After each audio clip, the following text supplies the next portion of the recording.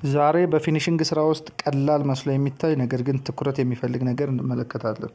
ይህም የሴራሚክ ስራ ከመጀመራችን በፊት ማየትና እርግጠኛ መሆን ያለብን 7 ነገሮችን እናያለን ማለት ነው። ለዚህ ቻናል ቤተሰብ ያልሆናችሁ ሰብስክራይብ በማድረግ ቤተሰብ ይሁኑ፣ ላይክ በማድረግ ጀምሩ። ጠቃሚ መረጃ ታገኛላችሁ። በተለይ ፊኒሺንግ ስራ ውስጥ ካላችሁ ወይም ፊኒሺንግ እያሰራችሁ ከሆነ ሴራሚክ ልታሰሩ አስባችሁ ከሆነ ሴራሚክ ከመጀመራችሁ በፊት ማወቅና እርግጠኛ መሆን ያለባችሁን ነገሮች በዝርዝር እናያለን ማለት ነው። አንደኛውና እንግዲህ የመጀመሪያው ነገር መሬቱ መጠረብ መቆርቆር ካለበት ኮንክሪቱ እሱን ማስቆርቆርና ማስጠረብ ያስፈልጋል። ቆሻሻውን በትክክል ማውጣት፣ አንዳንድ ቆሻሻዎች ካሉ ሌቭል ማደረግ ያለበት ነገር ካለ ሌቭል ማድረግ ያስፈልጋል ማለት ነው። ስለዚህ መቆርቆር ያለበት ምንድነው? ከኮንክሪቱ ጋር በትክክል ሴራሚክ ከተሰራ በኋላ ትክክለኛ ቆንጆ ጥንካሬ እንዲኖረው በትክክል መጠረብ ይኖርበታል፣ ቦንዴጅ እንዲፈጥር ማለት ነው። እንግዲህ ሁለተኛው ነገር ምንድነው? ኤሌክትሪክ መስመሮች በድጋሚ ቼክ መደረግ አለባቸው። እንግዲህ ከዚህ በፊት እንዳየነው ኤሌክትሪክ መስመር ሙሉ ለሙሉ ቼክ ተደርጎ ቴስት ተደርጎ ነው ወደ ጂፕሰም ቦርድ እና ሴራ ምንድነው የግድግዳ ስራ ላይ ቻክ የጀመርነው ማለት ነው።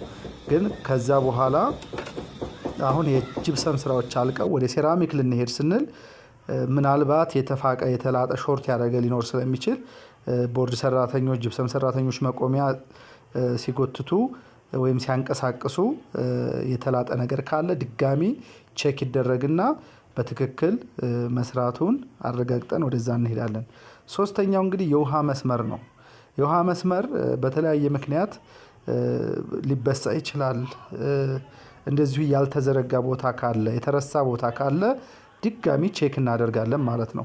ምክንያቱም ሴራሚክ ከተሰራ በኋላ ምንም አይነት ሊኬጅ ቢኖር ከዛ በኋላ ያልተዘረጋ ነገር ቢኖር ሀሳብ ቢቀየር ምንም ማድረግ ስለማንችል እነዚህን ነገሮች እርግጠኛ ሆነን ወደ ሴራሚክ ስራ ማለፍ መሄድ ስላለብን እነዚህን ነገሮች በትክክል ማየት እና እርግጠኛ መሆን ያስፈልጋል።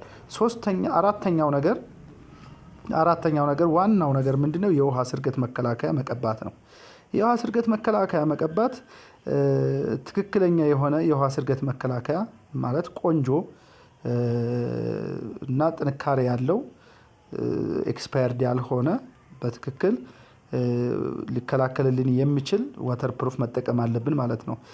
ሽንት ቤታችንን፣ ኪችናችንን፣ በረንዳ እንዲሁም ቴራሶችን በትክክል መቀባት ይኖርብናል። ከተቀባ በኋላ ራሱ የተፋቀ ወይም የተላጠ እንዳይኖር በትክክል ይሄንን ትኩረት ሰጥተን ማየት ይኖርብናል። ከተፋቀ ወይም ከተላቀ ላው ላይ የሚያቦክበት ከሆነ እንግዲህ አዴሲቭም ሆነ ሲሚንቶ ሲያቦኩ እዚህ ወተር ፕሩፍ የተቀባው ላይ የሚያቦኩ የሚቀላቅሉ ከሆነ በቀላሉ በአካፋ ሊላጥ ስለሚችል ይህን ጥንቃቄ ማድረግ ያስፈልጋል። የውሃ ስርገት በጣም ወሳኝ ነገር ነው። በተለይ ኮንዶሚኒየም አፓርትመንት ቤቶች ላይ በጣም አስቸጋሪ ነገር ስለሆነ የጋራ መኖሪያ ቤት ስለሆነ በጣም እጅግ ጥንቃቄ ያስፈልጋል። አምስተኛው ነገር ምንድነው? እንግዲህ የሴራሚክ ሳይዝ ከለር እንዲሁም የሴራሚኩ አይነት ብዛቱ ሊሆን ይችላል በዝርዝር መመሪያው መሰረት ወይም በስፔሲፊኬሽኑ መሰረት መሆን አለበት። አንዳንድ ጊዜ የተቋማት የድርጅት የኮንትራት ሲሆን በትክክል እነዚህን ቼክ ማድረግ ያስፈልጋል። ለምሳሌ ሳይዙን ቀያይረን የምናሰራ ከሆነ ከለር ቀያይረን የምናሰራ ከሆነ ከመመሪያ ውጭ ወይም ከዝርዝር መመሪያ ውጭ የምንጠቀም ከሆነ በኋላ ላይ ሊያስፈርሰን ስለሚችል ይህን ጥንቃቄ ማድረግ ያስፈልጋል ማለት ነው። ስድስተኛው የቤቱን ያለበትን ሁኔታ የፍሎሩን ሁኔታ እርግጠኛ መሆን ያስፈልጋል። የመጀመሪያው ምንድነው? ቀጥታ ወይም ስኳድራው ቤቱ የዞረ አለው ወይስ ያልዞረ፣ ቀጥታው ስኳድራው እንዴት ነው የሚለውን ዌስቴጅ እንዳይወስድብን ሴራሚኩ የሱን እርግጠኛ መሆን አለብን። የመሬቱን ውሃ ልክ፣ ምክንያቱም ውሃ ልክ ስንነሳ ከጀመርን በኋላ ወይ የሚያስጠርብ ሊሆን ይችላል ወይም ብዙ ሙሌት ሊፈልግ የሚችል ይሆናል። እሱን የቤቱን ውሃ ልክ ማወቅ ያስፈልጋል ማለት ነው። ከፍታውን ምልክት ማድረግ እንደዚህ እርግጠኛ መሆን ያስፈልጋል። በመጨረሻ ምንድነው? የመጨረሻውና 7ኛው ዋናው ነገር ለስራው የሚያስፈልጉ ማቴሪያሎች መሟላታቸውን እርግጠኛ መሆን። ይህም ውሃ ሊሆን ይችላል፣ ሲሚንቶ፣ አዴሲቭ፣ አሸዋ፣ ሴራሚክ፣ ዘኮሎ እንዲሁም በርና መስኮት ካለው ግራናይቶች መኖራቸውን እርግጠኛ መሆን። መብራት፣ ምክንያቱም በግራይንደር ስለሆነ ቆርጠን የምንጠቀመው መብራት መኖሩን እነዚህን ነገሮች በትክክል ማየትና በትክክል ትኩረት መስጠት ያስፈልጋል። ቀላል ሊመስሉ ይችላሉ ሳይት ላይ እነዚህ ነገሮች ያው ሁሉም ባለሙያ ያውቃቸዋል። እነዚህ ነገሮች አስፈላጊ እንደሆኑ ቼክ ማድረግ እንዳለብን አብዛኛው ባለሙያ እንደዚሁም አብዛኛው ቤት አሰሪ ባለቤት እነዚህን ነገር ያውቃቸዋል። ግን አንዳንድ ጊዜ ስለለመድናቸው ስለምናውቃቸው የሚረሱ ነገሮችና ትኩረት የማይሰጡ ነገሮች ናቸው። ስራው ከተጀመረ በኋላ አንዱ ይጎላል። ለምሳሌ ግራናይት ሴራሚክ ከተጀመረ በኋላ ዘኮሎ ይገዛ ይባላል፣ ግራናይት ይገዛ ይባላል።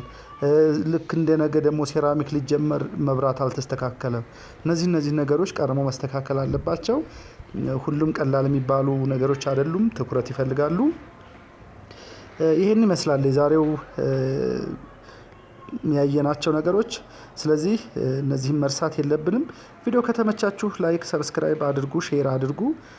አብራችሁን ስለቆያችሁ አመሰግናለሁ። ሀሳብ አስተያየት ካላችሁ በኮሜንት ሴክሽን ላይ አስቀምጡልኝ። አመሰግናለሁ።